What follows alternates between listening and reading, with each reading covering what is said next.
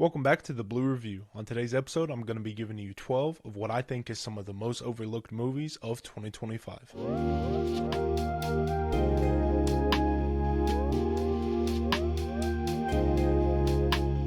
Before jumping into the list, I guess I should set some ground rules and define what I mean when I say overlooked. When saying overlooked, I don't only mean underviewed, but also undervalued, and commonly not talked about amongst moviegoers. Before jumping into the number 12 spot, I'm going to give you a couple of honorable mentions. I could have made a huge list of 25 movies for 2025, but I just did 12 of the top ones I think deserve to be there. My first honorable mention is The Life of Chuck. I think this movie was viewed, but it really came and went. It did not stay in conversation, and I think the performances in this and the storytelling is very well done. My next honorable mention is a documentary made by Ben Stiller about his parents. It is called Stiller and Mara, Nothing is Lost. This documentary was such a good look at the life and love that these two acclaimed actors and performers shared. Very touching, and I highly recommend it. It is on Apple TV. And the next one, and last honorable mention, is a controversial one. Eddington. You can read my review on Letterboxd if you want a more in-depth review of how I feel about it. But to summarize, I thoroughly enjoyed this movie, and I was quite shocked at the reception and controversy surrounding it. If you're not an Ari Aster fan, the person that directed this, I understand. But I feel like this movie is so accessible, and I feel like the timing of the movie was incorrect because we had just come out of COVID, and we do not want to see a movie of COVID. But I think Ari Aster does this movie very, very well, and he does COVID the best that I've seen put to screen, because I'm just like you. I hate seeing it. I hate watching a show or a movie and then they're like, oh, we were closed down because of the pandemic. It's like, I know, I lived through it. We're not far separated enough to be shoving this into my face, and I do not want to see it. All that being said, Ari Aster does this very, very well, and I think this is some of Joaquin's best work, and I highly recommend it, and I think all of the topics that were covered were done very well and thoughtfully and thought-provokingly. Again, watch it for yourself and see what you think. Alright, so moving on from that, jumping into the actual list, coming in at number 12, I have Darren Aronofsky's Caught Stealing, starring Austin Butler and Zoe Kravitz. And when I first saw this movie, I immediately had the take that this was the most overlooked and underrated movie of the year, possibly. And now it's still here after watching many movies in 2025. It's still at my number 12.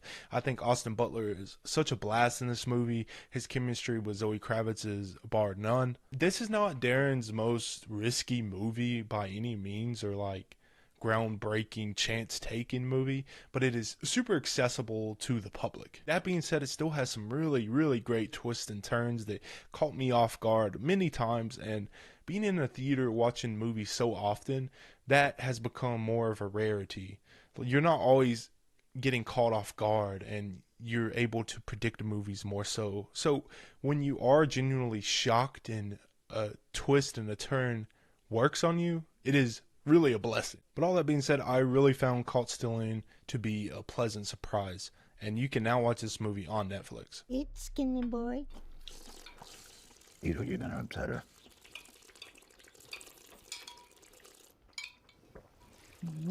Next up at number 11, I have Springsteen, Deliver Me From Nowhere, starring Jeremy Allen White as Bruce Springsteen, directed by Scott Cooper. I know, John, I know we got good stuff, right? But it's these songs, Nebraska, Mansion, what they're doing with Atlantic City, it's not working, right? I am a part of the mind, the hive mind, that music biopics need to leave, okay? I was not anticipating this movie at all when I saw it, at all. I'm kind of sick of it, and it's getting played out at this point because most music biopics play safely. They do not take risks and chances. So going into this, seriously, I was only watching it for Jeremy Allen White because I'm a huge fan of The Bear. I think his dramatic chops are phenomenal. So I was very excited to see what he did with the character of Bruce Springsteen when he's like actually portraying a real person. And I gotta say, he really fucking knocked it out of the park. This movie did take risks. It did take chances. It wasn't so much about the performer, the artist. It was more so about the human being that wrote the music. And the movie takes place in such a specific timeline that they could really focus and hammer in the emotions that Bruce felt during this time of making his album, Nebraska. So I really loved what Jeremy did in this role, I think it is not getting enough critical love by any means. It just came and went like nothing. Nobody talked about it. And like I said, to be fair, most of us are sick and tired of music biopics, but I think this one stands out, and I really think you should seek it out if you can. It is now streaming on Hulu and Disney Plus. But I think the things Jeremy is doing here, when you first watch him, it could be a little uncanny because you're used to seeing his piercing like blue eyes, but throughout this movie he has contact lenses in for brown eyes. But the things he is doing as Bruce Springsteen is truly transformative.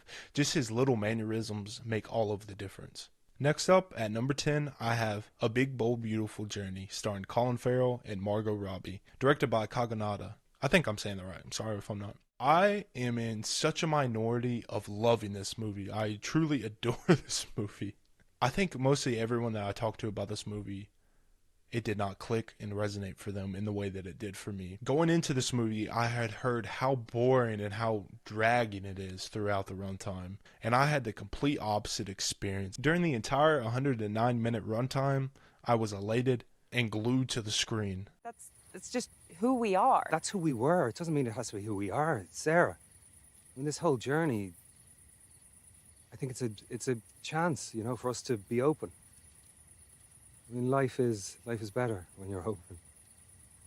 What does that even mean? This movie takes a lot of big swings, and I think if they hit for you, you will absolutely love this movie. And I really appreciated the slow and in-depth pace that we went throughout this movie. It gave us more time to spend with each of the main characters and get to know them even better. And admittedly, I do think it drags here and there, but overall, I really love this movie. And I think the sci-fi elements were such a fun twist, and the cinematography was utterly beautiful. The biggest twist I think that people maybe misinterpret, not saying that I understand it perfectly, just my own headcanon, was the play aspect. I think it was so perfect and it added so much depth and openness to the storytelling of this movie. And I think if you really click with the play aspect and look at this movie through the perspective of it being a play, it makes so much more sense. And once you know that, it will really open up and click for you. I think Colin Farrell is great in it, and I don't disagree per se that the main characters of Colin Farrell and Margot Robbie didn't have the greatest chemistry, but I do think, respectfully, they both portray their characters wonderfully. And this movie is now streaming on Netflix, so I would highly recommend you check it out for yourself. At number 9, I have Is This Thing On? This is my newest addition to this list. This movie is directed by Bradley Cooper and starring Will Arnett and Laura Dern, and also starring Bradley Cooper. I live in a small town, and a lot of these movies do not have showtimes near me or long theatrical runs. This movie was only in theater, I want to say for a week in my local area. All year I had heard great things about this, especially from the performance of Will Arnett, and I do highly agree. I finally watched this movie, and Will Arnett is doing some really great work here. We know him for his comedic side, but it's really great to see him in a dramatic role and being able to dig into that dramatic bag. And with most comedians, you find that they have really good dramatic acting chops, and I think that is a lot to do with timing and cadence that they do with their comedic performances. This movie is on the shoulders of Will Arnett. Laura Dern is great for what she does in this movie, but everything really rests upon Will. No, dude, I've been doing stand-up comedy on stage downtown. Okay. What? Is it like a hobby? Well, I'm not about to quit my job and go on tour. Okay. Will Arnett is truly vulnerable and honest here in his performance, and I think the runtime is worth a watch for his performance alone. I don't love every single choice in this movie. I like the ending enough, but I don't think it lands 100% for me, and that's upon one watch of this movie. But check it out for yourself and see if you like it. I think Will Arnett should have been nominated for an Oscar this year, or at least some awards during the award season, which he sadly was not. Check it out for yourself. It is now streaming on Hulu and Disney. Next up, at number 8, I have Roofman. This movie is directed by Derek Cianfrance, starring Channing Tatum, Kirsten Dunst, Lakeith Stanfield, and Peter Dinklage.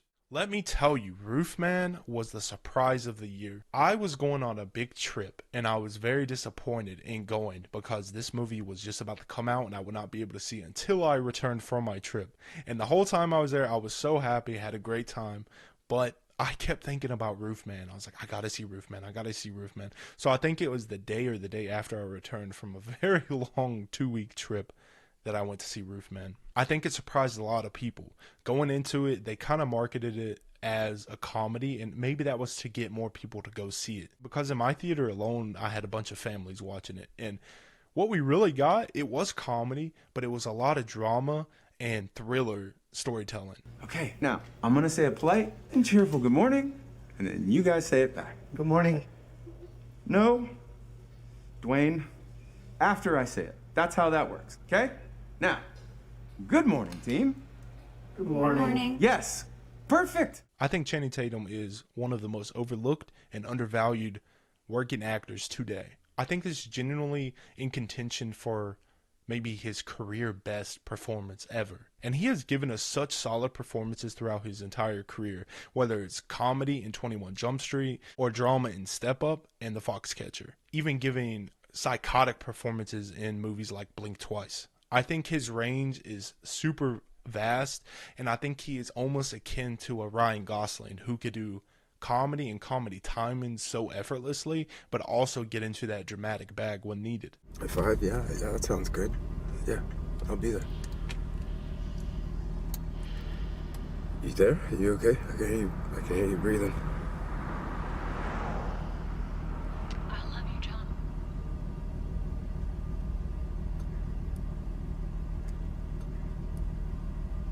I love you too, babe. He is so fucking good in this movie, and Kirsten Dunst is one of my favorite actresses of all time.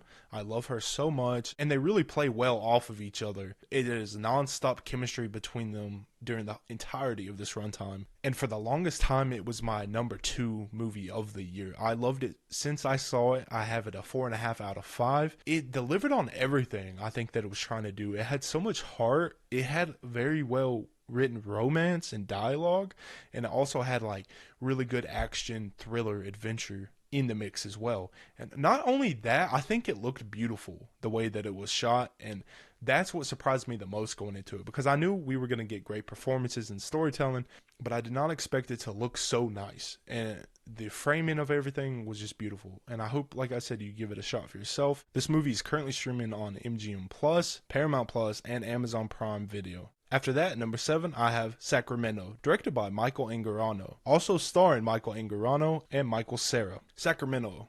I know you're probably like, what is that movie? I've never heard of that in my life. That's why I'm doing this list, baby. Sacramento was unironically one of my most anticipated movies of the year. I have such a soft spot for Michael. I have loved his movies since I was a kid. I grew up watching his movies between Lords of Dogtown and Sky High. So I have always seeked out anything starring him. And lately he has been writing and directing, so I've been very excited to see his voice and his eye for movies. It's a very simple premise. 2 friends are just driving across country to Sacramento to spread ashes. And that's all I'm going to leave right there. The way this movie looks is so beautiful. It is so humorous in a weird way. If your humor aligns with this, we could be best friends, because this is my type of humor. I love the way Michael and Michael play off of each other. It's Ricky! Ricky's here. Well, where? Get back! He's hiding in the shamble ash. I think he wants to scare my fucking ass. Just let him scare you and bring him in. I don't want him to see you're pregnant. Well, you're not telling him about the baby? I'm phasing him out. Why? He's a grown man who hides in trees. And you're on the floor hiding from him. He disappears for months at a time. I don't trust him. It's a very short movie. It is only 89 minutes. The movie was very hysterical, but also honest and grounded at the same time. So I really appreciated it, and this will definitely become a comfort watch for me, and I imagine it will just keep going up and up and up on rewatch. So check it out for yourself. It is now streaming on Hulu and Disney Plus. At number 6, I have Twinless, starring James Sweeney, also directed by James Sweeney, and starring Dylan O'Brien. Early in the year, after a film festival debut, I had heard nothing but high regards for this movie, and finally, after being able to see it for myself, again, there was no showtimes in my local theaters whatsoever, so I ended up renting it for myself. I paid out of my own pocket to watch this movie just because I was so excited for it, and after everything that I heard about it. And after watching it, I think James Sweeney might just be a genius. The only thing I saw from this movie forever was that poster that everyone else saw. It's Dylan O'Brien and James Sweeney's character, and they're dressed up as the Sims going to a party. And that's the only thing that I knew about it forever, and I had heard so much high regards for Dylan O'Brien's performance, so much so that people thought he would actually be nominated for an Academy Award at the end of the year. Sadly, he was not, and that is why this movie's in my overlooked list. This movie really banks on Dylan's performance. Dylan is so good. Talking about Channing Tatum and how overlooked he is, I think Dylan O'Brien is akin to that. Coming up, people just view him mostly from The Maze Runner. He has done so many phenomenal performances, and I think people that start with franchises and comedies get undervalued for their dramatic performances and their capabilities. I don't think you should stay here. I don't think it's good for you. Oh, come on. You don't know what's good for me. Mom, you never knew what was good for me. All right, okay. Well, you then, kidding me? never mind. I won't help Good. you. You can do all That's of what I'm this saying. yourself. I'll go back to the hotel. Don't call me. Good for fucking you. Time out!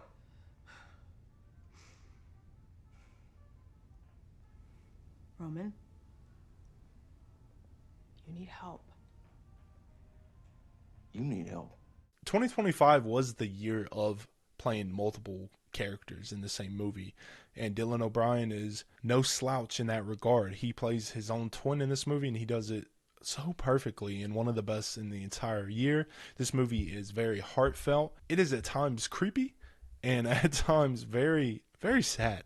A very depressing but funny movie. It has some dark humor and also some thrill to it. And I'm very excited moving forward to see what James Sweeney does next. He is really good at acting in this, but I think he shines the most with his direction and the way that the film looks overall. Are you okay? Can you not laugh at me? I know I'm not like the brightest tool in the shed, but I don't appreciate it. Yeah, of course, I'm sorry. You know, if I get something wrong, tell me, because then I can know better. Would now be a good time to point out, I think you meant to say sharpest tool in the shed? So check it out for yourself. It is now streaming on Hulu and Disney. But after that, at number 5, I have The Ballad of Wallace Island. It is what I say a movie that was genuinely made for me. Someone that loves music, someone that loves little sad indie dramas.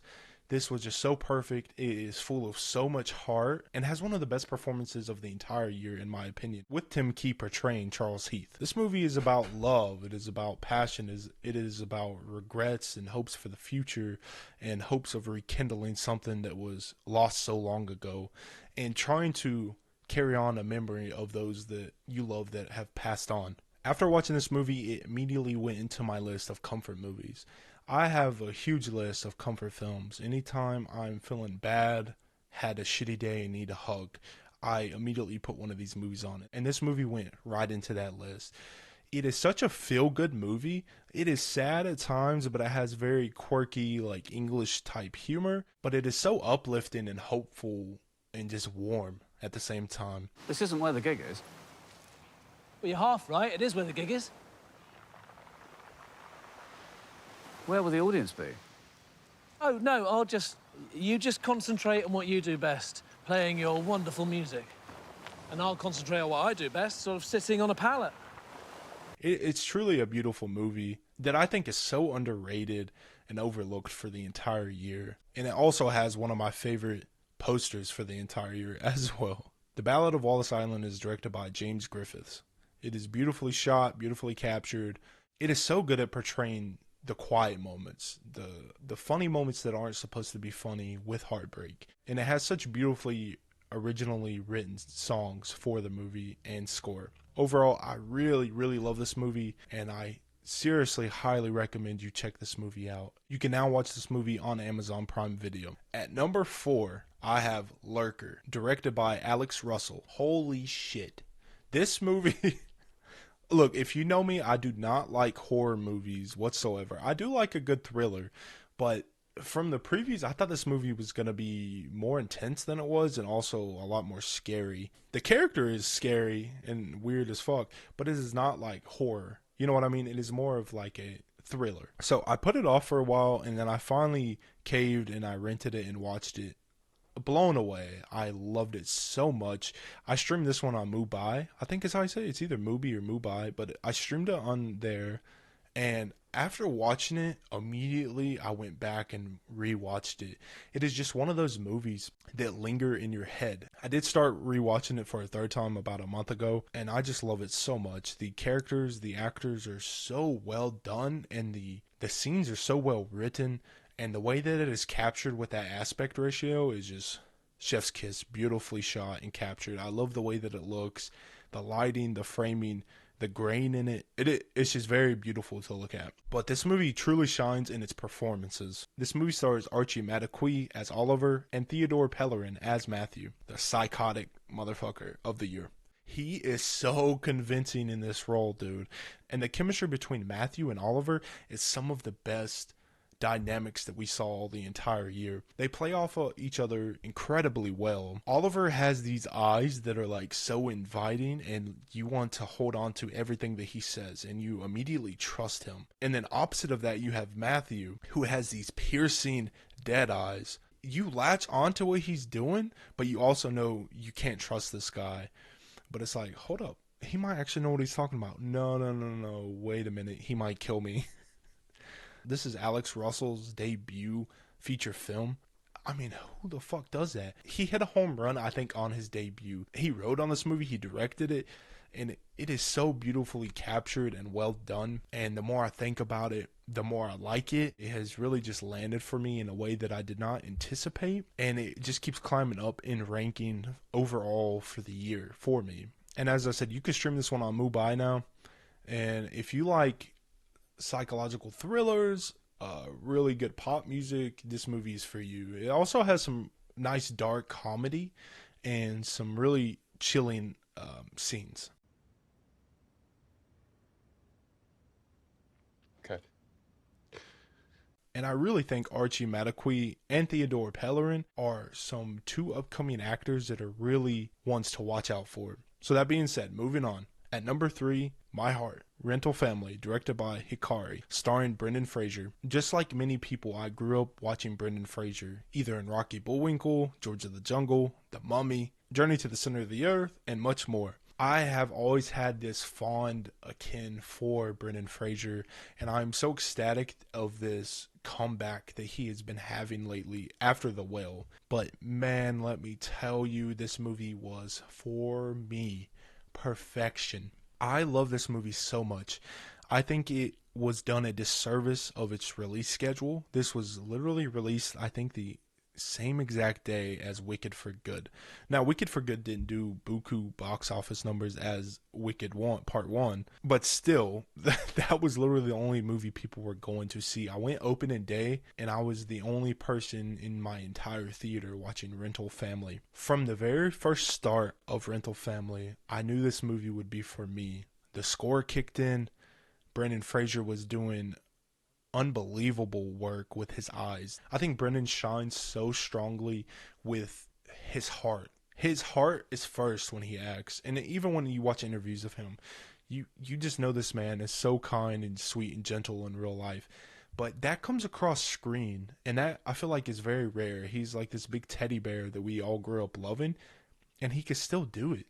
When the score kicked in at the beginning and Brendan's character is just looking out the window and you could see the loneliness and the sadness in his eyes, I cried immediately. This was within the first 5 minutes of the movie, and the story at hand is so beautiful but also eccentric in a way that Americans aren't used to. The story is about a Japanese company that rents out actors to portray real life people in your life, either as family or someone else that you need for whatever reason that it is. And this is a real service that is in Japan. So Brendan plays a failed actor, and he came to Japan a long time ago for a commercial gig, and he has been stuck there ever since trying to get more roles, and he just cannot seem to land anything besides stupid commercial roles, basically. Then he finds this business that is called Rental Family, and he's hired to portray a little girl's father. I think it is one of the most feel-good movies of the entire year, one of the most heartwarming for sure, and also one of the most heartbreaking and honest. We have an utterly heartbreaking and unreal performance from Akira Emoto. He was really the standout performance opposite of Brendan Fraser in this movie to me. And anytime he was on screen, he was a scene stealer, completely control and demanding in any scene that he was a part of. よろずの神というのを知ってるか？いえ。太陽、大地、自然、海、すべてに神様が宿ってる。我々の中にも神様は存在してる。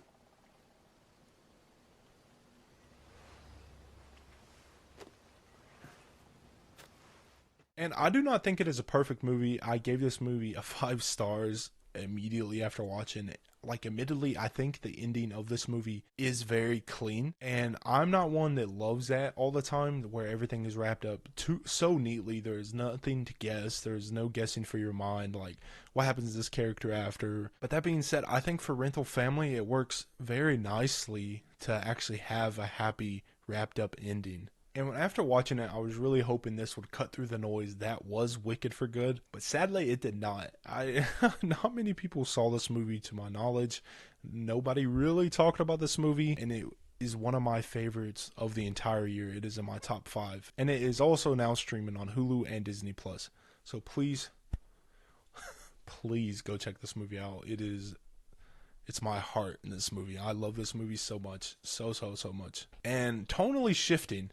After this, at number 2, one of the most sad movies, beautiful movies of the entire year, Sorry Baby, directed and starring Eva Victor and Naomi Ackie. Wow.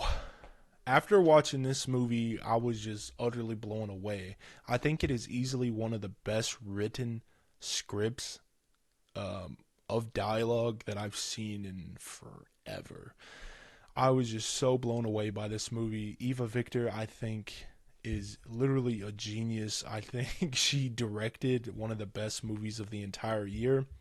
So overly overlooked and underviewed. This movie got a little bit of a viewership boost after Julia Roberts shouted it out at the Golden Globes. But man, it is still not enough. Even if this movie was viewed 5 million times, it is not enough. I think it is one of the most important movies of the year, if not the decade. This handles some very hard to talk about topics, but it is handled so well and so comically. It is very odd. This movie is a pairing that should not work. It has humor, but it is covering one of the most hard topics to discuss and talk about and portray in film. And I truly don't think anyone else could have done this role except for Eva Victor. I'm so happy she got to direct it, not only direct it, but star in it. I am ecstatic to see where her career goes after this, whether it is just starring in more feature films or directing more of her own movies and performances. The thing with starring in your own directed film, a lot of times one of the avenues suffer, either directing or the acting, because you're more focused on one or the other. I gotta say, this is so well balanced it is hard to fathom and imagine how she accomplished this. Well, fuck. This is really nice. I guess, yep, I love you. Eva Victor is giving so much raw honesty in this performance, but at the same time, she is doing something not many actors and actresses could balance, which is humor with heartbreak. There is such serious moments in this movie, and then she'll just throw in a one-liner joke, and it's like, I feel kind of wrong for laughing here, but I think that's what's intended. You're not supposed to feel comfortable. You're not supposed to know how to act in these scenarios because she doesn't herself. It is just breathtaking, beautiful. Eva Victor, you are amazing and a genius, and I hope to see your career just continue to thrive. But Eva Victor is not the only great performance in this movie. Naomi Ackie, she has a smaller part in this for sure, but she is my actress to watch for the year for sure. Everything that she was in from Mickey 17 to this, she's just really shined. She still sings, she becomes a heart of any movie. She steals all the attention, and you just want to constantly watch her and see what she is doing.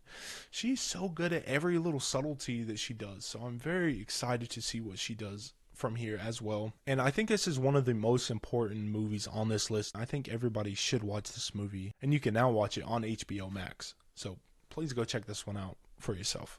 Pretty weird you're gonna be a person someday. No offense, but you look insane right now. Skin and just a small amount of hair.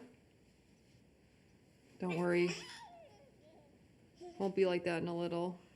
At number 1, for my most overlooked movie of 2025, we have Preparation for the Next Life, directed by Bing Liu, starring Sebia Betiar and Fred Hetchinger. And when I say most overlooked, is not only about underviewed and undervalued. This is the movie that comes to mind first. Literally probably the most underviewed movie on this list. On Letterboxd, you can see how many members logged a movie.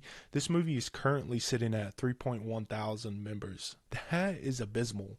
Most of the movies on this list were at least above 100,000 to 300,000 range and up. So for a movie to only be viewed 3,000 times on the most popular movie app, it's criminal.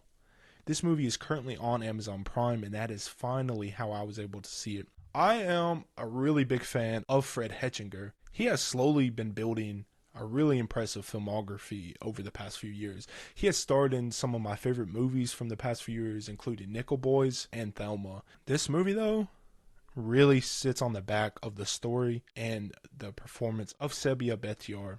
I have to get better work.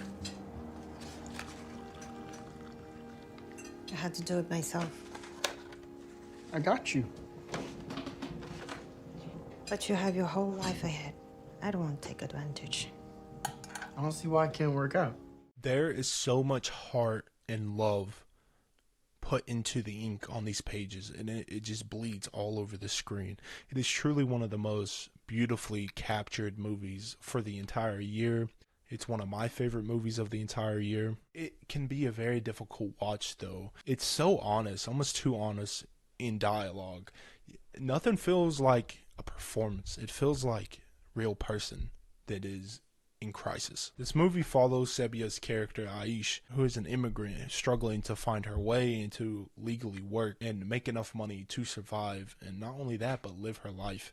That is the setup. But this movie is about so much more. It is about hardship. It is about love, friendship, loss, trauma. It is about so much. It is so deeply immense and thought-provoking in depth. And this movie evoked so much passion and love in me. It's truly just about doing your best and trying to be seen as a human being as we all are. Why are we all so hateful and shit on each other? We try and we try and we try, but we still fall down. And it's your choice if you're going to get back up or not. And Sebia's character never stops. She never stops trying. Everything in this movie is so earnest and real. It is accompanied with some of the most beautiful cinematography of the year, some of the most intimate moments I have ever seen put to film, with a top 5 score of the entire year as well. One of my favorite quotes from the movie was, "You followed the rules and the world still threw you away." Oh my gosh, dude. From the first frame of this movie, you could just start crying. It is so breathtaking. And the pages, the way this was written is so real. Too real. And please, if you watch any movie on this list, go watch this one. Watch all of them, but Preparation for the Next Life, there is so much richness in the text. And as I said, you could currently watch it on Amazon Prime. Come back and let me know what you think. I'm not saying it is a perfect movie, but I think it is drastically the most overlooked movie of the year by far. It is so beautiful. This movie is almost not a movie. It is like a really personal diary that is set to film. If there's something that you want to do, you better do it today. You have no idea what's going to happen tomorrow.